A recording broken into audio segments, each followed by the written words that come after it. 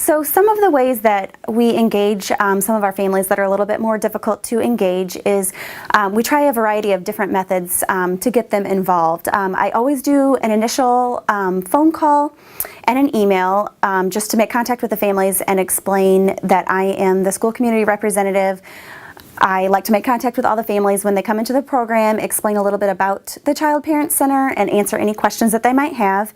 And then at that time I also tell them that I like to bring an activity from our lending library to introduce them to the lending library and get the children familiar with the lending library. If I don't hear back from a phone call or an email, I have sent notes home in backpacks. I also have dropped by the homes and left notes at the door, or many times I've been lucky and caught the parents at home and just explained that I'm in the neighborhood and thought I would drop by because I've been trying to get a hold of them for a home visit.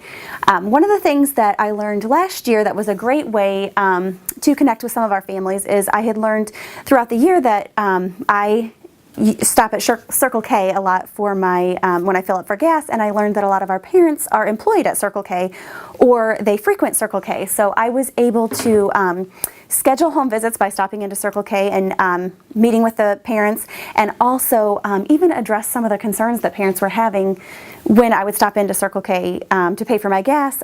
Parents would often ask me about different things that they had, barriers that had came up for them, child care, utility assistance, different things like that.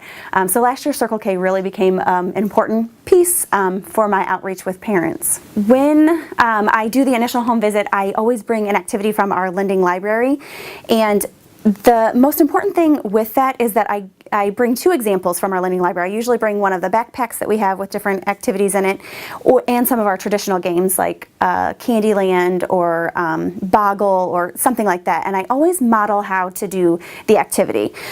Because last year I learned that some families have never had these resources in their hands, so they aren't familiar with how you play these games with your children, or that you even do need to assist your children with playing the game. So I always sit down with the families and try to do the activity with the child and the parent or guardian. We do it together, and then they get to keep it and play it for the week. Another thing that I learned last year with the activities is some of our families that speak English as a second language, they might be able to speak English, but they don't always aren't able to read it as well, so they weren't able to understand the instructions that were with the games.